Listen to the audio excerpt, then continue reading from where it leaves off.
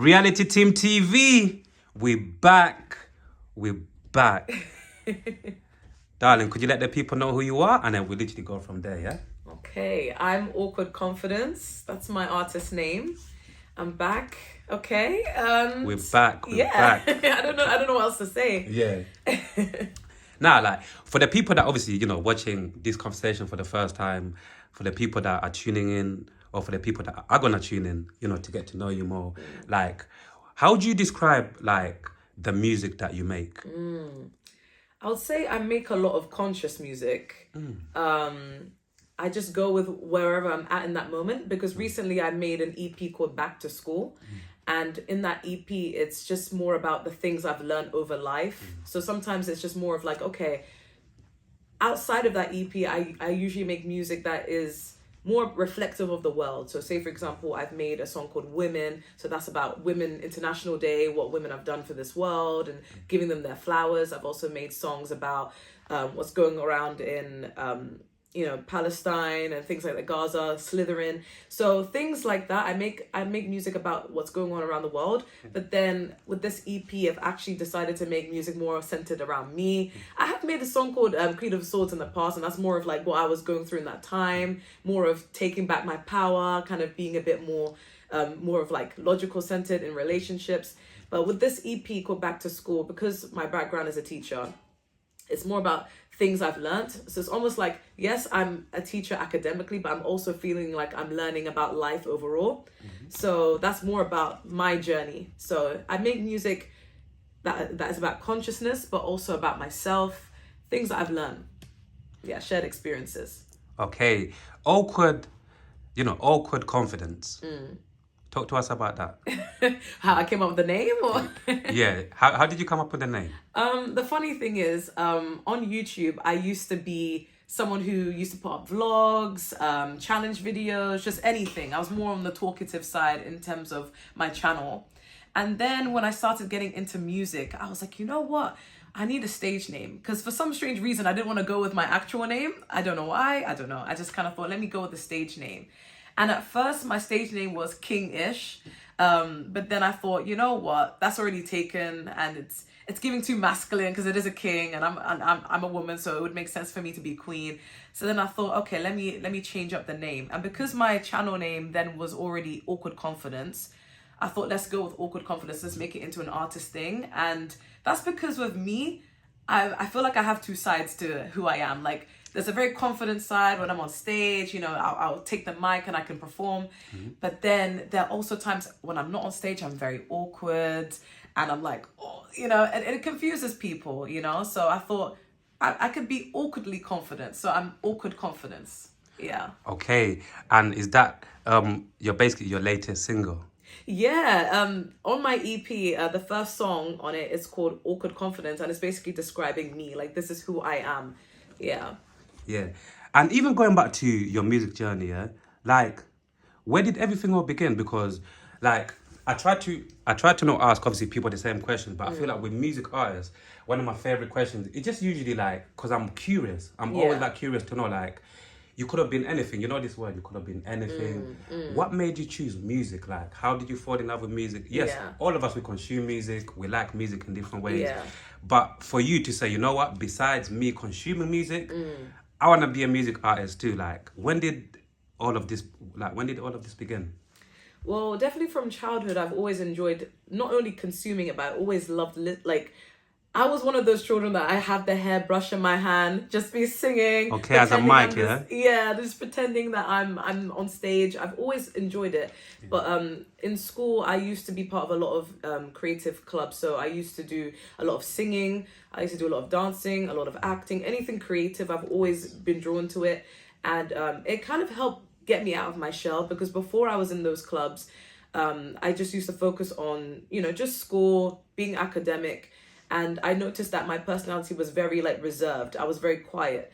And my parents, they don't really like quietness. I was just thinking, what's wrong? Like, why are you so awkward? Every parents' evening, they'd be like, oh, she's so quiet. She doesn't talk in class, And making friends was very difficult for me growing up. But then when they decided to put me in extracurriculum clubs like dance, music, things like that, sports even, that's when I started to come out of my shell a bit more. And whenever there were talent shows, I'd always be like, oh, I want to sing, I want to sing. So I've always enjoyed making music, but I also, I like writing poetry. So with me, I had a problem with communicating how I feel most of the time. So instead of telling people, like, if I get upset, instead of saying, oh, I feel upset, or I used to be very non-confrontational with people. So instead I would just write it in a form of a poem, and that would be my form of expression. So I started becoming more of a poet. I used to make my YouTube channel and put up poems. And then I realized, you know what? I also why did I abandon singing? Why didn't I abandon music? So let me get back into it. Let me turn these poems into art, into music and things like that. And I've always been influenced by hip hop, R&B. I know now I do more of rapping, but I still have that singing side in me, and I do want to tap into that again. But I've always enjoyed it. And I think the problem with me is if I take a long break away from music, it's like, because there was a time where my parents like, just focus on academics now, like, you know, that was fun, like just focus on school. So I did that for many years, and then for some reason I felt myself pull back into it. It started when the father of my kids, he put on a beat randomly. He didn't even know whether I could sing, rap, or anything. And then he just put on a beat, and I just started freestyling, and he was shocked. He was just like, oh, I didn't know you could do that. Like, I didn't know you were into that. I'm like, yeah, but I kind of suppressed it. I was kind of shy. But then it made me feel like, why don't I tap into that? Why don't I modify it? Why don't I work on it with time? And then fast forward, when the COVID hit and everybody was in lockdown, that's when I decided, you know what, maybe I should take music seriously. Maybe I should actually become an artist and put that out there, because it's something I always find myself going back to. Like, no matter what I do, I'm always being drawn back to music. So yeah. So with your music as well, like, you see, like, every time you go to create a song, because obviously we're talking on camera, innit? How different you are, you know, how refreshing you are, which I love, because once somebody looks at you, they can actually, straight away, they can realize, no, you're in your own lane.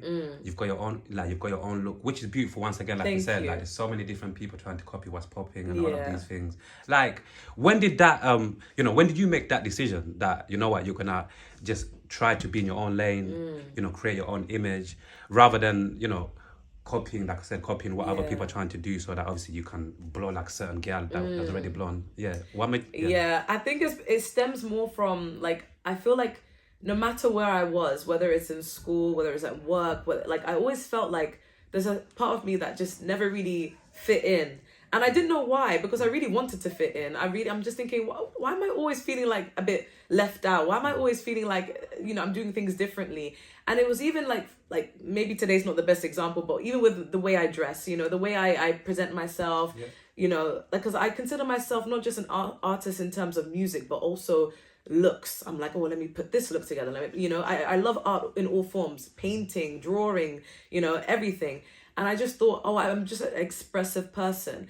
But then I always noticed that was seen as weird, or that's seen as different, or, oh my God, this is too much. This is like, there is no one like you. And I used to find that insulting, but now I find that more empowering. I'm like, I'm glad that I'm doing things my way. I don't want to be like anyone else. I want to stand out and do things my way. So that's when I'm like, you know what, even same with my music, same with everything.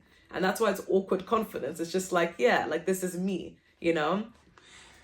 And exactly what you just said, yeah. You know, like, not everybody has got that courage to continue being unique. Yeah. You get me? Yeah. I feel like a lot of people, I feel like this world would have so many more unique people if people had the courage. Yeah. If people had the courage, excuse my French, to say, fuck what people think, man. I'm going to be me, you get me? I'm going to be me. Because at the end of the day, like, you know, like, all of us, we're unique in our own ways, you get me? Not to sound cheesy, but that's the truth. But unfortunately, people have got insecurities. People grow up and listening to what other people think, either consciously or subconsciously. You get what I'm trying to say? So it's like, nah, man. Like, I love people like you that say, nah, forget all of that. I'm doing me. And if you don't like it, we're vibing, innit? Yeah. If you don't, keep it moving. You get me? Exactly. So music-wise as well, like, you know, like, what are some of the challenges you've been finding in terms of, like, your music journey? Because it's reality, once again, like, there's going to be ups and downs, you get me? Yeah. Like, what are some of the challenges you've been finding through your music journey? Well, you know, I feel like there's so much I didn't know about the music industry, or I didn't know what you had to do in terms of even mixing, mastering, producing, all these things, and payments and stuff like there's so much I didn't know, and even a lot of money that goes into music. So promoting it, music videos, studio time. There's a lot I didn't actually know, and even some like rules within like which beat you can use, what you can't use, what you know. And I'm just thinking, whoa, like no one put me on game. I'm just discovering it as I get older, and even through my friendships and relationships with people, I feel like, because I've been with other people who are artists as well, and I'm realizing, okay, they kind of taught me this, and this is what I didn't know, this is how, and I need to refine it. And I'm also like, the struggle is also like how I'm going to be perceived. I'm like, okay, so there's one thing that I can do. I can write this, and this may come across in one way to other people, but is that how I intended to come across? Or, you know, things like that. It's just finding your sound, and every song that I make may be so different to the next. So it just also depends on the crowd you're with, because even with performance wise, there are times where I'm like, okay, this is the type of audience I get, so I know what kind of song I'm gonna do today, versus, okay, this is a very different one, I know what kind of song I'm gonna do today. And you win some, you lose some, you know. Absolutely. Yeah. How are you when it comes to performance? Like how are you, like in terms? Oh, I feel like this is gonna sound so vain, but if I feel like I look my best and I look good, come on, I perform well. But if I'm feeling very insecure about the way I look that day, if I'm like, oh, I've put on a bit of weight, or oh, I feel like that outfit didn't eat that day, then I'm like, oh, I don't know. It's gonna show. It's gonna show. Okay. Yeah. You know what? Yeah, I've never heard somebody explain it like that before. You know, that's a very unique way to look at it. You know, like obviously, you know that even as a guy, we've got this thing we say when you get your hair cut, you feel there's a vibe. There's how a lot of us guys feel. As soon as you walk out your barbers and you feel you've got a fresh trim, you just feel like you're floating. You get what I'm trying to say? You feel different. So it's like, I could get what you mean in terms of like whatever outfit you're wearing. Yeah, you know, when I feel good, I perform good. If I don't feel good, it will show in my performance somehow. And there have been times where I've forgotten words as well, and I'm like, oh, because of your outfit. Yeah, because I wasn't feeling my best. Because I feel like if I feel good, like internally, like regardless of just the outfit, if I feel good internally, it's gonna show. But if I don't feel good internally, it's gonna also show, and that's the thing. So it's just more of things like that. But it's also the vibes. Like with me, when I'm watching others, I give it my full encouragement. I'm like, whoa, I hype people up, because I know deep down, like I would have appreciated that as well. So when you're with people who are just vibey and like they're just like going off, like you also become more confident as well in your performance anyway. So yeah, it's just about what vibe you're going with. But yeah. Absolutely. Do you do like how often do you step out to do open mics? Oh, I do them a lot. There was a period of time where I wasn't going out to do a lot of open mics, and this was when I was in a relationship. I was kind of like, I don't know what it is. I think with me, I get very distracted by relationships. Like when I'm in a relationship with someone, it's almost like everything else slows down. Like I start investing more in that, and then, you know, taking a back seat. And if anything, I will support them, and, you know. But I feel like whenever I'm single, I'm now like, yeah, okay, let me go for this, then let me do this. Like any opportunity, I'm like, let me take it. And then I feel good and I feel better. I feel more stabilized that way. So I do a lot of open mics when I'm not being distracted, basically. Yeah. What was the last open mic you went to? Oh, I think it was 2 weeks ago, or either a week or two ago. And it was at Ferrari. There's a guy called Ferrari. He hosts events. It was at one of his events. Yeah. Okay. Because, you know, like within open mics, you know, I've always got this interesting take in it. Like with open mics, if you're a music artist, I would assume that you want to go there to obviously improve, you know, like your confidence on stage. And to obviously you're networking and you're promoting obviously your music, and you're hoping people will say, "Wow, oh, that's a good song. Let me check out this person." Like when I speak to so many different artists, like especially privately, I'm surprised by how many people tell me different things why they go to open mics. I go to open mics for this, for that. Like for you, when you go to open mics, like what do you look to get from it overall? Well, initially when I first used to go to open mics, it was to build up my self-confidence, because with me, the annoying thing about me is when I don't do something for a long time, I do forget. So like if I don't perform for a long time, then I start to get nervous again when I do need to perform. But I think it's weird because I feel like I unintentionally manifested it. So before I even started performing, I went through a long period of not performing, and I'm like, oh, one day I really want to perform on stage. One day I really actually want to put my music out there and perform. So then when I started making that happen, I'm like, okay, cool. Like this feels like a dream. Like I want to be able to do that so that I get used to it. And I used to go alone because I used to be scared that like, oh, if my thing is not that great, then at least my friends wouldn't have seen it. You know, I never used to film it. I used to go secretly. If I'm going, I wouldn't tell anyone that I have any event. I used to just, because I just wanted to test it out first. I'm like, okay, let me see how people respond to it. Let me see how, how I'm being. And then when I started to get more confident, that's now I'm like, okay, now guys, I'm performing here, So it was more to boost up the self-esteem, and I have have my songs heard by people, but also to network as well, because I realized that the more I perform, the more I meet new people, the more I network, and it's really helpful. Yeah, and it's good to have people that that are on the same journey as you as well. Yeah. Like, we both, obviously, we spoke about, like when I speak about as well, like just in general, like, like just being a parent just in general, because like we're both parents, and I feel like when you become a parent, obviously, by default, like certain responsibilities, get involved. Yeah. And one of the things that even the more this platform is going to grow, I want to have more of these conversations with parents who struggle from, being a parent / still chasing their dreams, right? Yeah. Because, that there's a lot of different people have got different structures. Your life might be different from my life in terms of like what you're doing, what you've got going on in your life, right? Yeah. And I realized, I think to myself, it's like, right, is there anywhere where we can find a way in future where it's like, nearly every parent can still find a way to still chase their dreams through some of these conversations that we have as parents who are still finding a way to chase our dreams. Yeah. Like, how are you with that? Like, do you think you've got quite a good balance, or sometimes is it quite a challenge for you in terms of like balancing parenthood with obviously chasing your dreams?